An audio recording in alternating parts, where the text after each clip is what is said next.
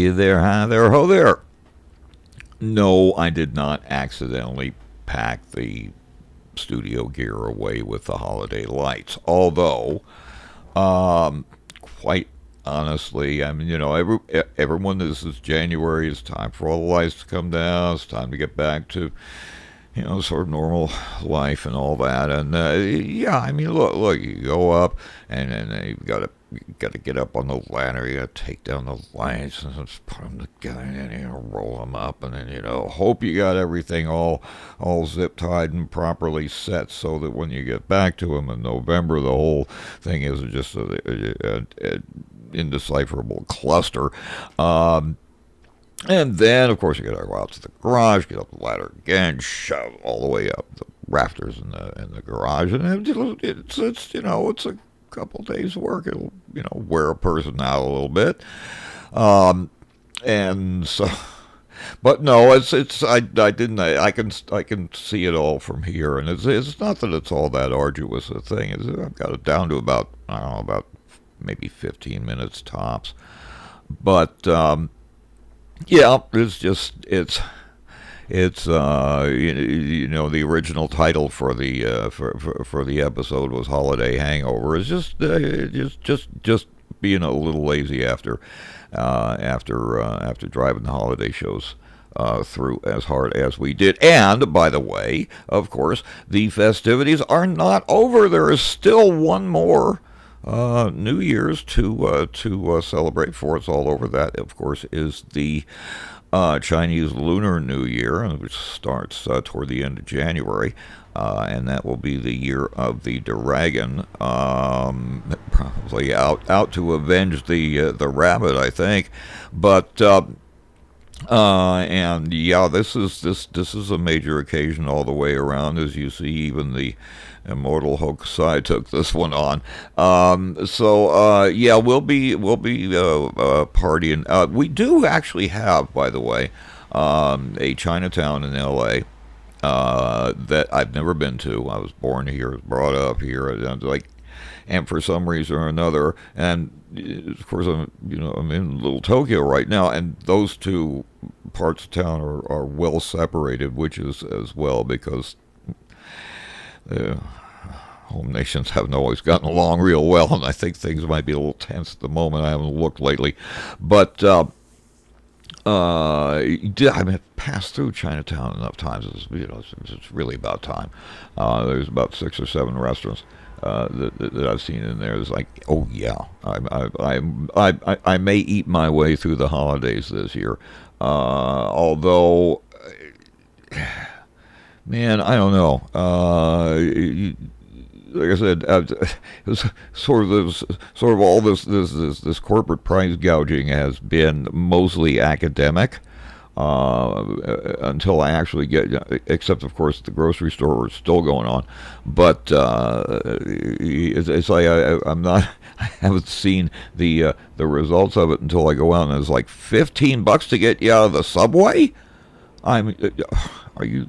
And oh my, so yeah, it'll probably be a while before I do much else, but in that regard, it's just not that bad a cook. Good God, getting out of the grocery store is bad enough. Yeah. So anyway, we have some more festivity to deal with here, and we also have to face reality. I mean, I said it was coming. There's no way out of it, and we may as well. Although I do have a couple of tips how to get through the season as it's coming up, because of course we have trials coming up, and there's bloodshed in all kinds of places, and yeah, we'll have to have a word about that too. But first, there is still some festivity to be found in the world, and by God, we're putting it up here while we still can. Now this.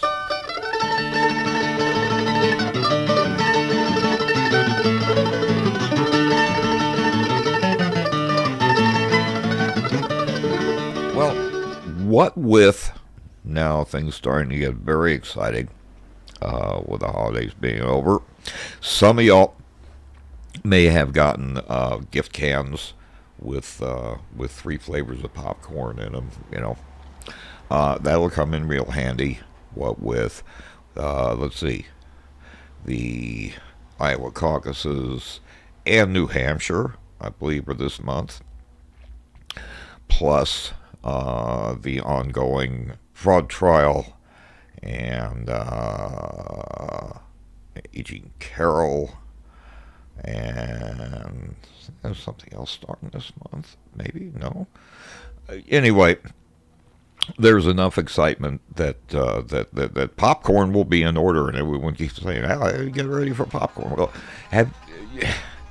probably everyone has had the same sort of sticker shock experience I have. You go down to the local Mooper Market, and you go and you look, and these bags of pre-popped and whatever. They're very pretty bags, but oh my, are you joking? This is why I say the price gouging with the groceries is not over, and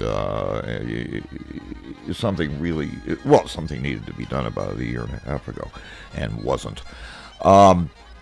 However, hope springs eternal for a new Congress.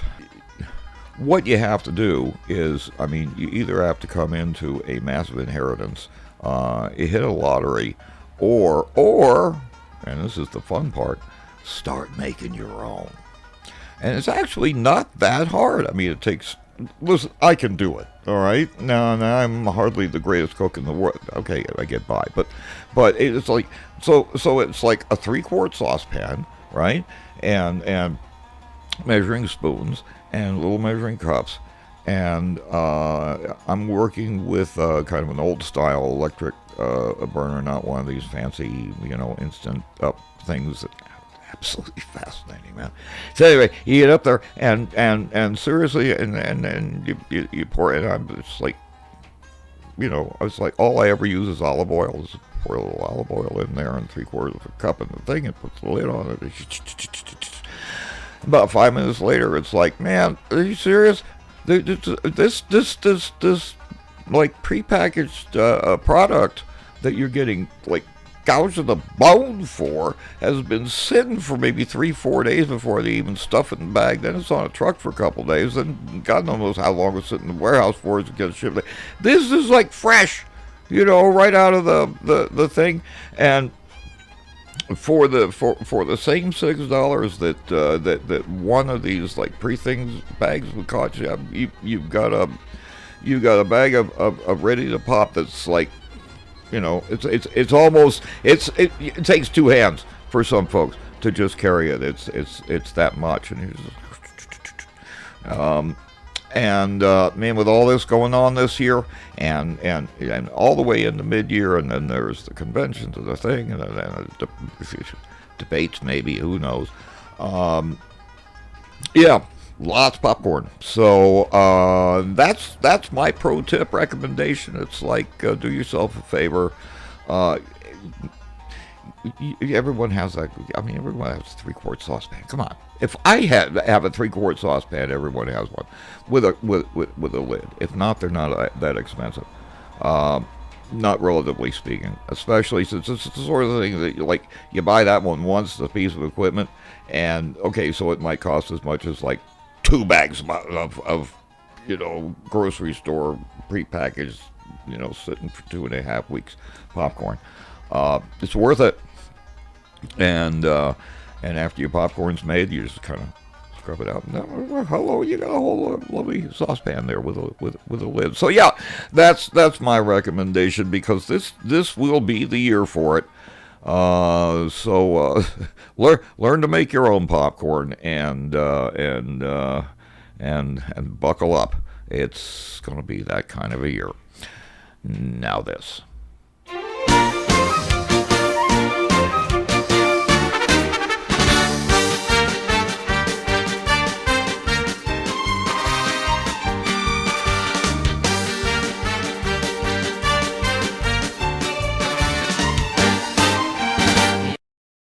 since the horrific pogrom of Simchas Torah, there has been no end of commentary. There has been no end of propaganda. You got a billion and a half Muslims just out, ready to go jihad over the 15 million Jews remaining in the world because, of course, Jews are doing it.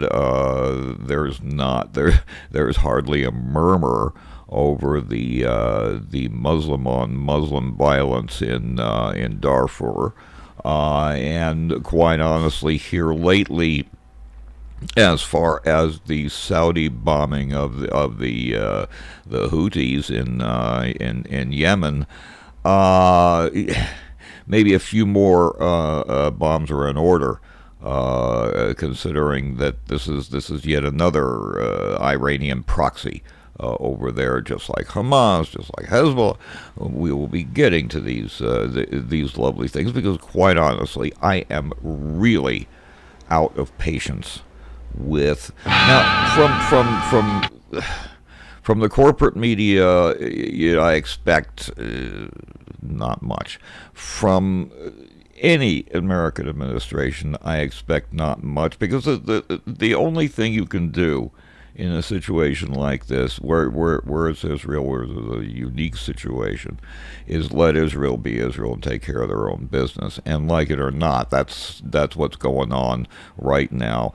But every Arab pressure group and every propagandist and everyone that thinks they can make a buck on it, I guess, is of course slamming Israel, because that's really the nature of it. It's not so much that that Muslims are getting blown up and butchered and whatever, but in the Gaza, Jews are doing it. Oh my God! And they still haven't gotten over the fact that the Ottomans, who were just one in a long line of thieves that came through stealing Jewish land over the millennia, they got dislodged, and they don't own it anymore. And there has been two-state solution after two-state solution after two-state solution proposed. It's never good enough. It's never good enough because they want it all. And plus, as a bonus, massive Jewish bloodshed. And basically, and you look at Hamas's charter, and it is dedicated to the just genocide of Jews. Basically, Iranians are down with Jewish genocide. Most of them are. And no, a line has to be drawn. Where it gets on my nerves, however, is where my colleagues in the progressive media, who, as a rule, work on facts, and certainly this podcast is not about to deviate from that, has just gone off into fantasy land. Now, Amy Goodman never met an Arab propagandist she didn't like, and so I knew, like, the morning after Simchas Torah, she's going to be running around collecting them all. That's annoying enough in the morning, but and maybe it's just me, but I expect better from the Young Turks, quite honestly. Now, I realize that, excuse me, they're getting out there and they're calling themselves Turks, just like I'm calling this, Radiojew. Hello, let's go and advertise our blind spots. Okay, I understand that. However, I don't hold this out to be a journalistic organization. It's a one-person operation on a less than zero budget, and I do what I can. Yes, fine. I do have seen, and I'm reporting in some news, and there's some local stuff I'll be getting into later. But I do not hold myself out to be a journalist, and I certainly don't have field reporters and staff and whatever, and I'm not trying to call myself a news organization. I'm an analyst. I'm a commentator. I'm an observer, broadcaster, smartass.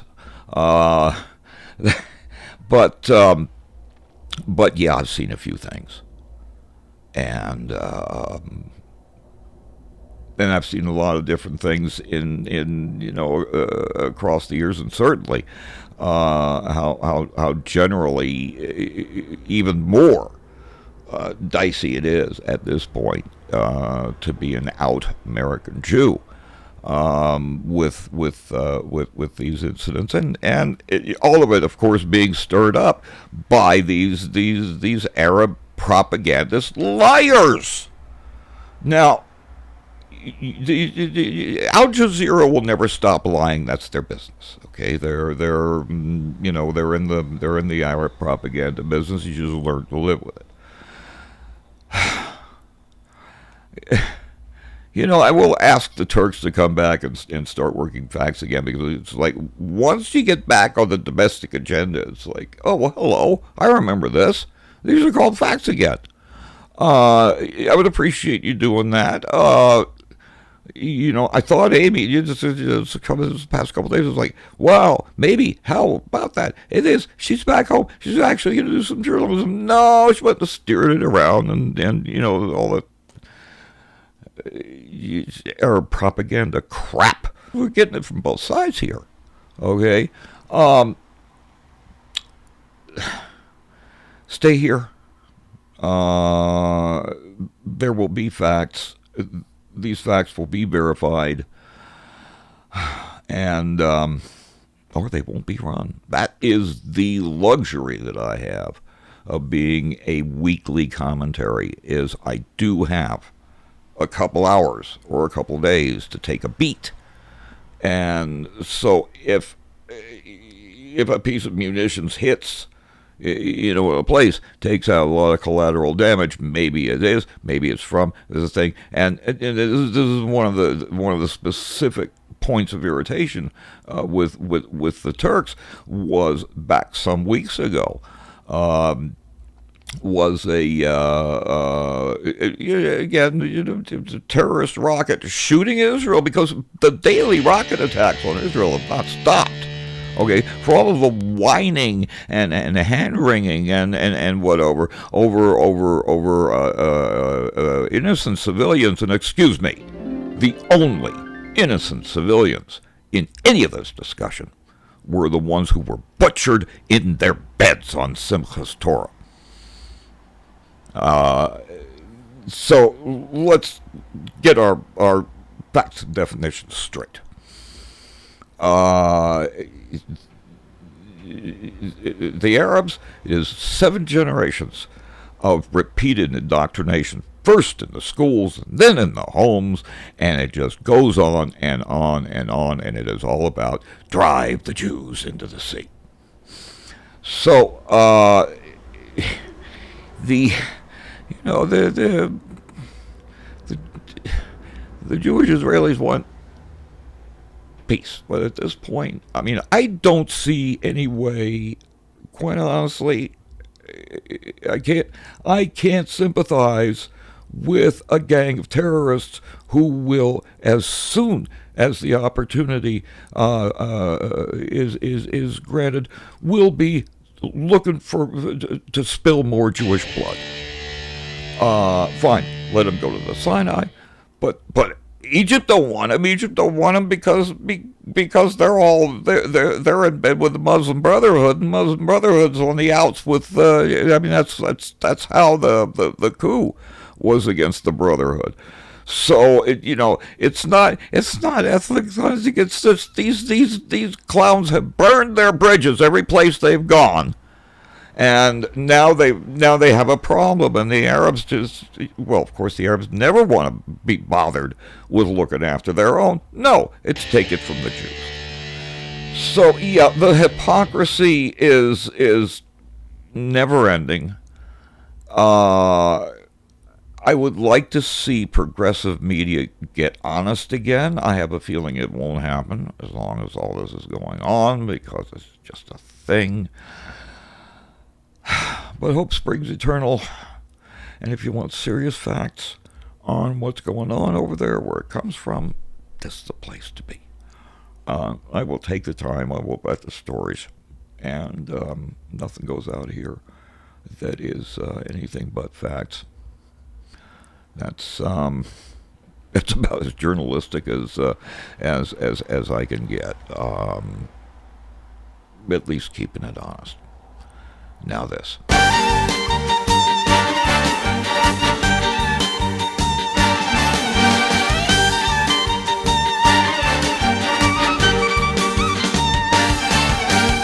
Yeah, I'm not usually real long on explainers, but it's not often, especially, my shirts, I figure they should just speak for themselves. But this one's special. This one I'd simply had to, when I was upgrading my wardrobe, definitely had to snatch this one up because this is basically where the title of this podcast came from. This one, the original series, all of it.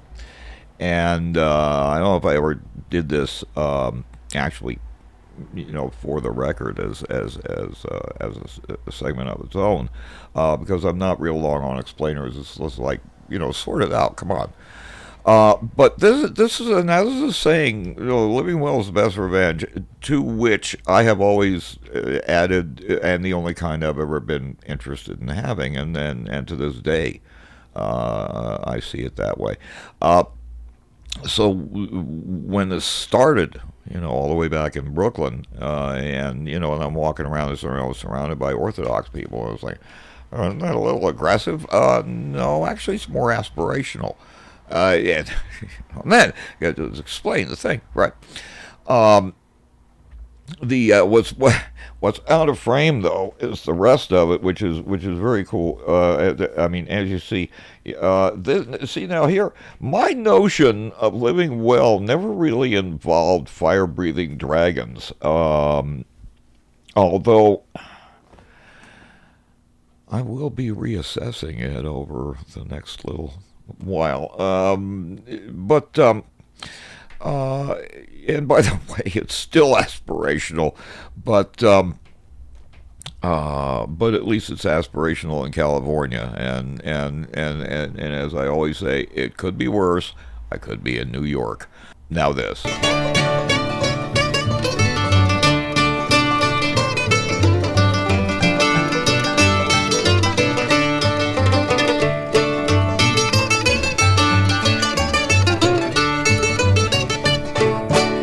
Country music, where we sing real tunes and play on real instruments. Yeah, this guy. By the way, just as a matter of balance and fairness, and to plug someone who I think is really doing it right, regarding the earlier business with progressive media, Ben Glebe always.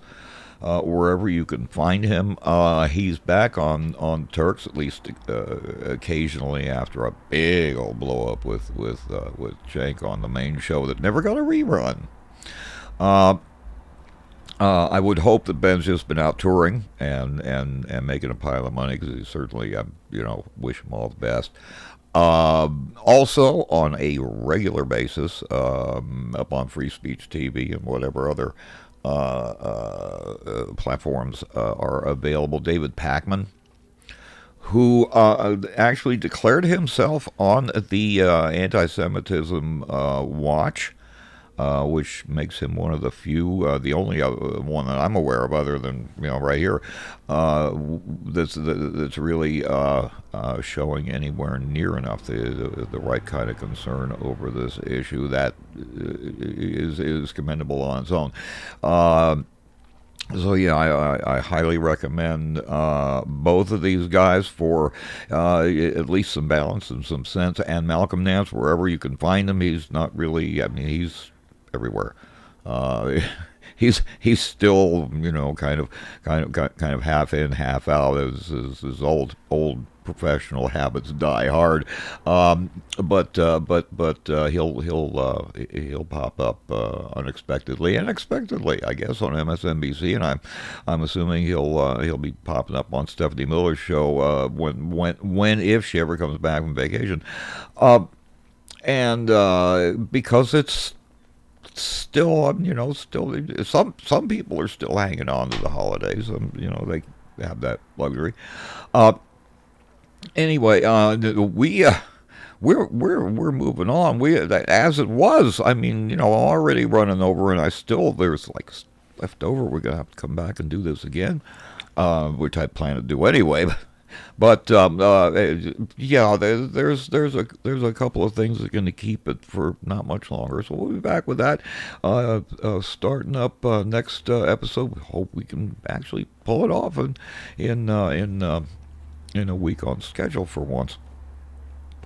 But you always want to be able to keep up with that. And so, and y'all knew this was coming, mush down gently and lovingly on the no cost, no obligation, no mazzle, no, just fun subscription button there, and you can you'll grope around underneath there where the three dots are, and pop out that little notification bell, and click on that, so that you're getting at least one, possibly two notifications. I still haven't checked it out. Look, you can make these things, or you can watch the email. I don't really have much help making these, so it's just like you do what you do. And yeah, so okay, so we'll try to get back next week. Maybe the heat will be on. Maybe I'll be in like additional layers thing. Uh, it's hard to tell in this place. And always remember, no matter how hard you push the envelope, it's still stationary. Wait for it. Happy trails.